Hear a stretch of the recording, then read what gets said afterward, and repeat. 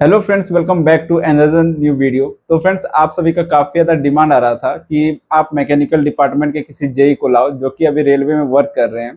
तो आज के इस वीडियो में हमारे साथ स्पेशल गेस्ट सुजल कुमार हैं, जो कि अभी रेलवे में जेई हैं और इनका ब्रांच मैकेनिकल है। तो आज के इस वीडियो में आपका जितना भी मैकेनिकल रिलेटेड डाउट है वो तो शेयर करेंगे ही। साथ ही अगर आप इलेक्ट्रिकल में या फिर सिविल या फिर आप ईसीई से हो या फिर कंप्यूटर साइंस, तो आपको रेलवे जेई के बारे में काफ़ी चीज़ें जानने को मिलेगी। और सबसे पहले तो मैं भाई को इसलिए थैंक यू करना चाहूँगा क्योंकि मैंने मैकेनिकल का काफ़ी स्टूडेंट से कांटेक्ट करने की कोशिश किया, अप्रॉक्स 8-10, लेकिन कोई रेडी ही नहीं रहा था। लेकिन भाई से सिर्फ एक बार बोलने पर भाई रेडी हो गए। तो सबसे पहले तो भाई आपको थैंक यू सो मच, और आपको मोस्ट कॉन्ग्रेचुलेसन कि आपने मैकेनिकल डिपार्टमेंट से जो है जेई क्रैक किया है। नाम सुजल कुमार है। मैं मैकेनिकल इंजीनियरिंग में डिप्लोमा किया था 2018 से 2021 बैच में from okay government polytechnic Dhanbad से। और ओके ओके, तो आपने उसके बाद बीटेक भी परस्यू किया था नहीं, क्या? मैं बीटेक नहीं किया था। मैं उसके बाद ही फिर प्रिपरेशन स्टार्ट किया था। ओके ओके, यानी आपका सिर्फ डिप्लोमा है, उसी बेसिस पर आपने जेई का प्रिपरेशन स्टार्ट हाँ, किया उसके था। बाद ही मैंने स्टार्ट किया था। तो अभी आप कहाँ पे पोस्टेड हो, किस डिपार्टमेंट में हो और कौन सा जोन है आपका? मैं अभी रेलवे के चेन्नई जोन में हूँ। वहाँ पर एक वर्कशॉप डिपार्टमेंट में मुझे मिला है। मैं इंटीग्रल कुछ फैक्ट्री में है, वो एक प्रोडक्शन यूनिट है। तो उसी में मैं वर्किंग हूँ as a junior engineer. Okay okay, यानी आपका जोन चेन्नई है। हाँ। Okay okay. तो भाई सबसे पहले तो आप ये बताओ, क्योंकि हम मेरे चैनल पर हमेशा कमेंट आता है कि मैकेनिकल का एसएससी जेई में सीट काफ़ी ज़्यादा कम होता है, तो आप किस किस एग्जाम का प्रिपरेशन साथ में कर रहे थे आरआरबी जेई के अलावा? एक्चुअली मैं मैकेनिकल में मैं मोस्टली मैं पीएसयू का ही फॉर्म भरता था, जैसे कि एनएचपीसी हुआ, भेल हुआ, सेल हुआ या फिर आईओसीएल वगैरह हुआ। और फिर रेलवे जेई का भी मैं देख रहा था, तो उसका भी फिल कर दिया था। और मैं एसएससी जेई का भी एग्ज़ाम दिया था, बट मैं एसएससी जेई की प्रॉपर प्रिपरेशन कभी किया ही नहीं था। बस ऐसे ही एक बार एग्ज़ाम दिया था उसका। ओके, यानी कि आपका ज़्यादातर फोकस रेलवे जेई या फिर पीएसयू का जितना डिपार्टमेंट आता है उस पर हाँ, था। उस पे ही मेरा मैक्सिमम फोकस था। ओके। अच्छा, आप मैकेनिकल से हो तो मैकेनिकल में एएलपी जो है एलिजिबल है, तो क्या आपने एएलपी का भी प्रिपरेशन किया हाँ, था? एलपी का भी मैं एग्ज़ाम दिया था। उसमें मेरा मालदा जोन से मेरा सिलेक्शन हुआ था एलपी में। तो उससे पहले मेरा रेलवे जी में हो गया था, तो मैं उसका डीवी और ओके मेडिकल ही ओके स्किप कर ओके। दिया था। ओके, यानी आपका सिलेक्शन हो गया था लेकिन आपने जो है सीट ना वेस्ट करके डीवी और हाँ, मेडिकल मैं स्किप कर उसे दिया स्किप था। कर दिया था। Okay okay okay. तो भाई एक चीज़ आप बताओ कि रेलवे जेई और एएलपी दोनों को साथ में कैसे मैनेज करें, दोनों को साथ में तैयारी कैसे करें? आपको अगर मैकेनिकल या इलेक्ट्रिकल से हैं, तो आपको फिर इसकी एलपी की एक्स्ट्रा कुछ प्रिपरेशन करने की ज़रूरत ही नहीं है। बस आप थोड़ा नॉन टेक्निकल अच्छा से कमांड बना के रखिए, आपका एलपी ईज़िली हो जाएगा। उसका क्योंकि और हाँ। जो आपका साइको रहता है वो सब के लिए तो एक्स्ट्रा कुछ हाँ, करना होगा, तो आप थोड़ा गाइड कर दो साइको टेस्ट के लिए कि आपको आपने एक कैसे किया था हाँ, ये सब। साइको टेस्ट के लिए आपको एक टेस्ट सीरीज लेना होगा। मैं उसमें एग्जामपुर का एक यूट्यूब चैनल है, उसी का मैं टेस्ट सीरीज लिया था। उसका आपको 10 से 12 दिन अगर आप प्रैक्टिस ओके करोगे ओके तो वो क्लियर हो जाएगा इजीली। Okay okay okay. और भाई आप कहाँ से हो, ये आपने थोड़ा इंट्रोडक्शन में बताया नहीं, तो आप थोड़ा अपने बारे में थोड़ा बता दो कि आप कहाँ से बिलोंग करते हो। मैं लखीसराय बिहार से बिलोंग करता हूँ। ओके ओके, लखीसराय से आप हो। और जैसा कि आपने बताया भाई कि आप हैं लखीसराय से, लेकिन अभी आप चेन्नई जोन में जॉब कर रहे हैं। हाँ। तो अभी का फॉर्म जो आया है, तो बहुत सारे लोग परेशान है कि हम होम जोन भरें या फिर दूर में भरें। तो जैसे आपका घर से चेन्नई अच्छा डिस्टेंस हो जाता है, हाँ। तो आप अगर अगर आने वाले कैंडिडेट को क्या सजेस्ट करना चाहोगे कि अगर जिनमें कैपेबिलिटी है या फिर जो मतलब ठीक ठाक लेवल के स्टूडेंट हैं, वो होम जोन ही सिलेक्ट करें या फिर वो वैकेंसी के चक्कर में दूर चले जाएं? देखिए, मेरा उसमें प्रेफ़रेंस अलग था। एक्चुअली मैं उसमें जब फ़ॉर्म भरा था, तो मैं ये नहीं देख रहा था कि कौन कितना दूर है। मैं ये देख रहा था कि कहाँ पर ये ओपन लाइन का सीट कम है और वर्कशॉप या डिज़ाइन एंड ड्राइंग का सीट ज़्यादा है। क्योंकि मैं रेलवे में ओपन लाइन में नहीं जाना चाहता था। मैं जैसा सुना था, ओपन लाइन में काफ़ी वर्क प्रेशर होता है, काफ़ी कम टाइम मिलता है फिर पढ़ने के लिए। इसलिए मैं ये सोच रहा था कि जहाँ डिज़ाइन एंड ड्राइंग या फिर वर्कशॉप मिले, मैं उधर ही चला जाऊँगा। तो इसीलिए मैं चेन्नई में भरा था, क्योंकि यहाँ पर वर्कशॉप का सीट ज़्यादा था इसीलिए। और मैं आगे अपनी पढ़ाई कंटिन्यू करना ओके चाहता था, ओके इसीलिए ओके मैं यहाँ पढ़ा था। और ये कोल उस समय 2024 की वैकेंसी में मुझे याद है, कोलकाता में या फिर मालदा में या फिर पटना में बोले कि बहुत मिनिमम सीट थी वर्कशॉप की या फिर डिज़ाइन एंड ड्राइंग की, मैक्सिमम ओपन लाइन की सीट थी यहाँ पर। तो ये एक प्रॉब्लम था ओके ओके वहाँ पर, इसीलिए मेरा नहीं हो पाया था। ओके। तो आप जैसे घर से अपना बिहार से काफ़ी ज़्यादा दूरी दूरी पे हो, तो कभी आपको ऐसा लगा कि काश होम ज़ोन सेलेक्ट कर लेते उस टाइम तो मेरे लिए बेटर रहता? हाँ, उसमें लगा था, बट अब मैं उसमें तो मैं कम जानता था रेलवे के बारे में, बट अब मैं यहाँ पर आया हूँ तो मैं ज़्यादा जानता हूँ।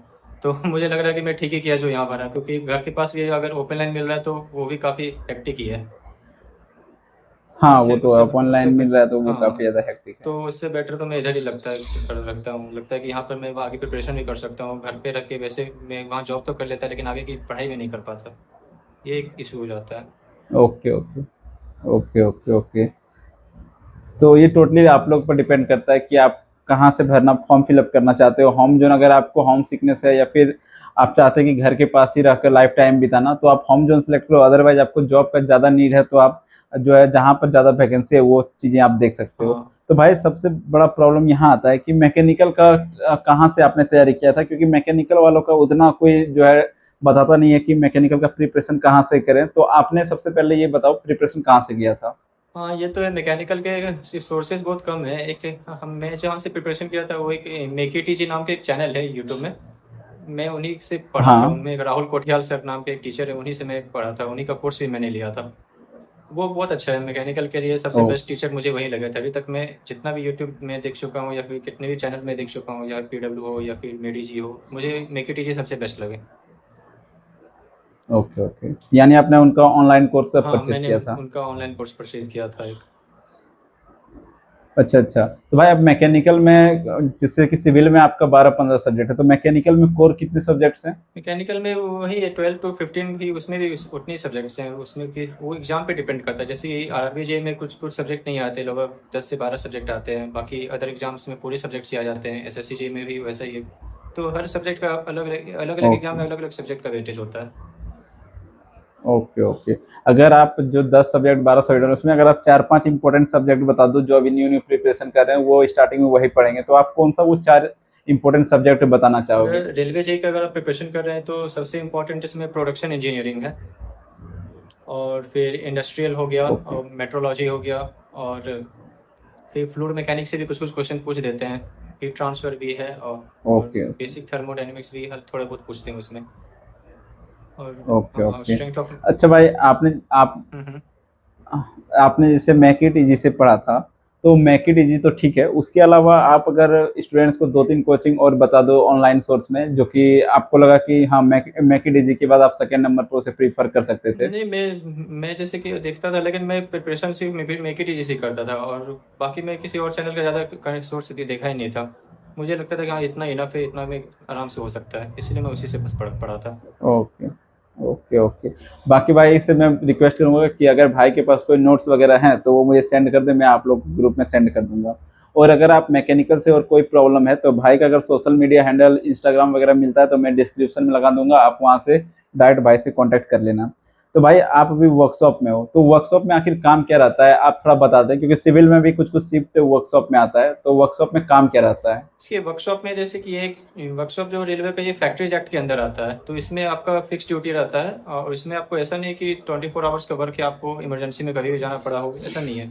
इसमें सबसे अच्छा चीज़ है कि इसमें आपका फिक्स टाइम है। तो जैसे मेरा इंटीग्रल कुछ फैक्ट्री का टाइम है, मॉर्निंग 8:30 टू इवनिंग 4:30, ये फिक्स टाइम है।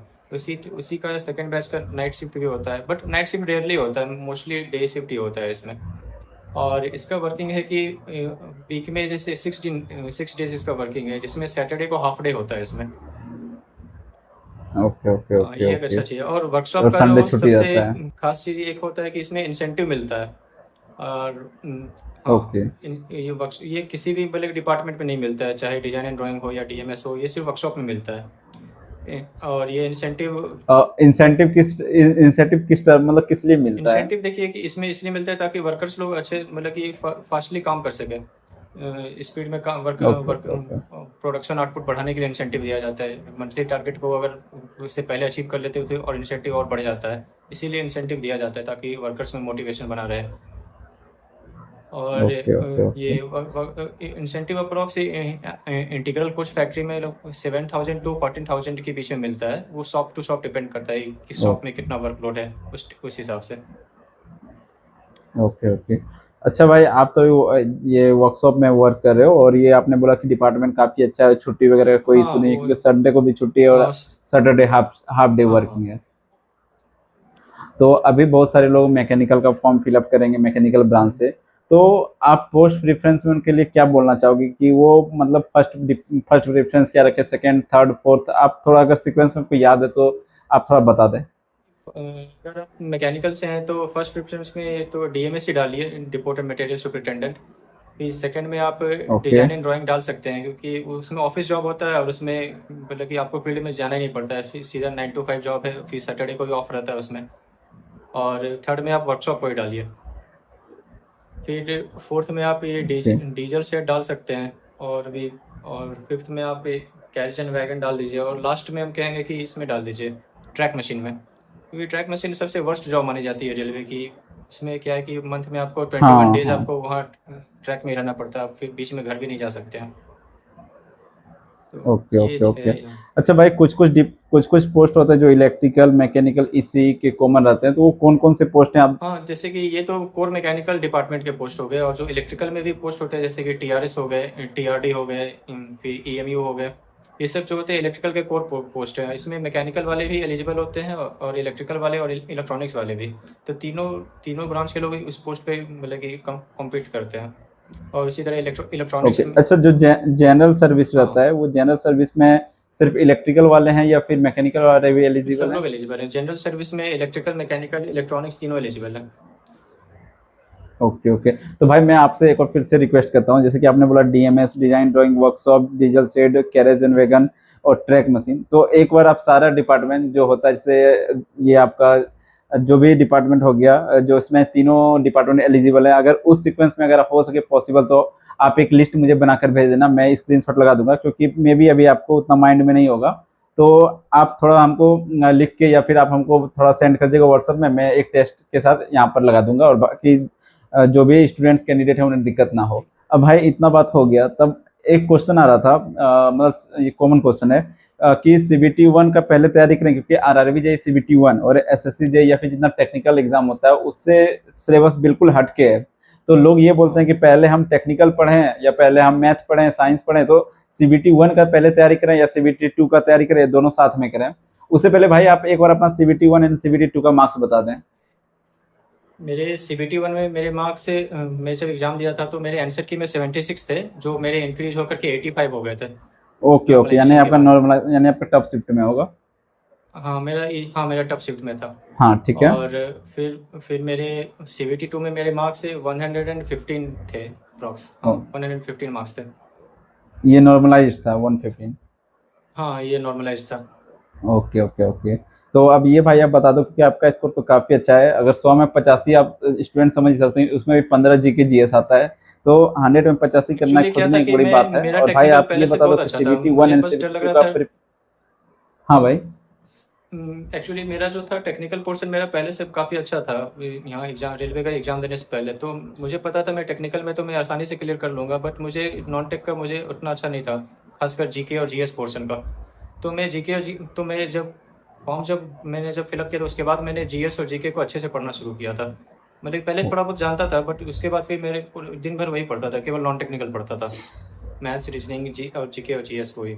जो स्टूडेंट्स अभी CBT one and CBT two का तैयारी करना चाह रहे हैं, या फिर जिन्होंने अभी फॉर्म फिलअप किया, तो वो सीबीटी वन का और सीबीटी टू का साथ में प्रिपरेशन करें, या फिर अभी सिर्फ सीबीटी वन पर फोकस होना चाहिए? आपका क्या मानना है इस पे?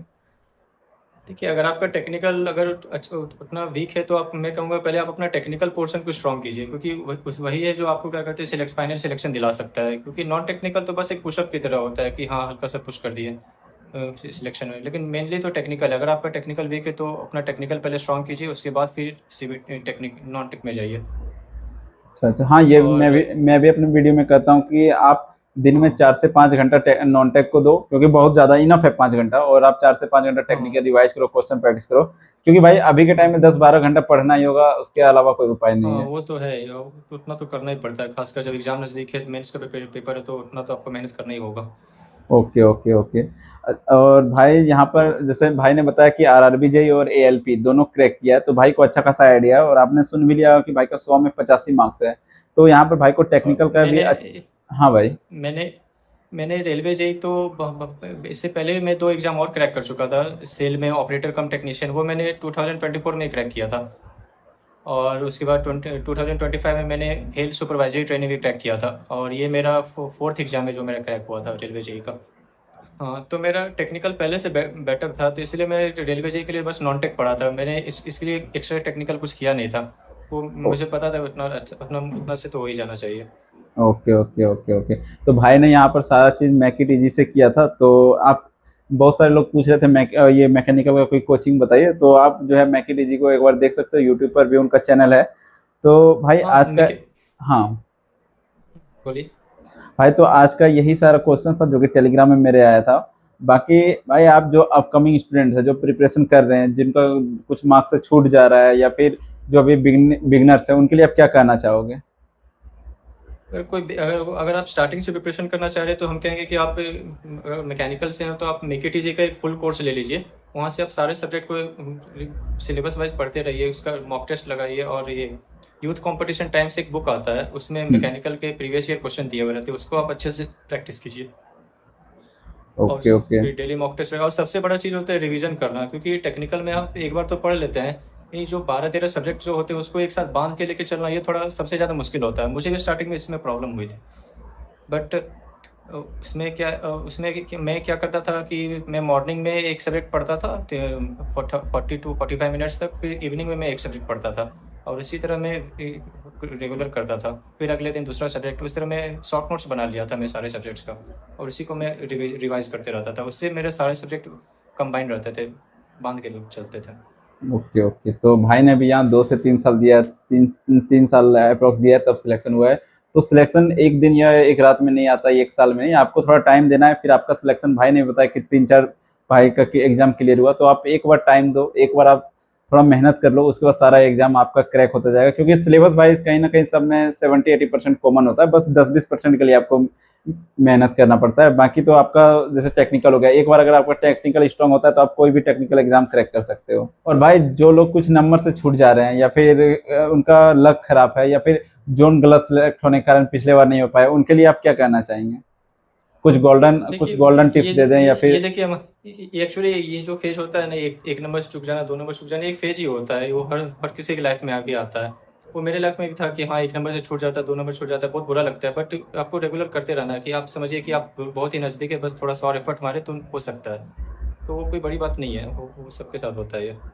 Okay okay okay. एक्चुअली तो 2024 में मैंने एसएससी जेईई दिया था, तो ओके उसमें भी मेरे साथ वही हुआ था। मैंने बीआरओ के कट ऑफ से मैं 2 नंबर कम था उस टाइम पर। तो मुझे लगा कि यार थोड़ा और होता तो हो जाता इसी में। फिर सोचे कि छोड़ो यार, रेलवे जेईई ठीक है, तो यहीं पर फिर हूँ मैं। ओके ओके, मतलब पॉजिटिविटी लेके चलना है, नहीं हो रहा है तो ये नहीं हाँ कि हाँ, हाँ, वही पॉजिटिविटी बात है के कि साथ चलना है। इससे पॉजिटिव वे में लेके चलना है, तो इसमें कुछ नहीं है। Okay okay okay. तो भाई के साथ आज ये कन्वर्सेशन था, जहाँ पर भाई ने बता दिया कि मैकेनिकल में आपको कौन कौन सा ये डिपार्टमेंट होता है, और कौन कौन सा आपको प्रेफरेंस में रखना है।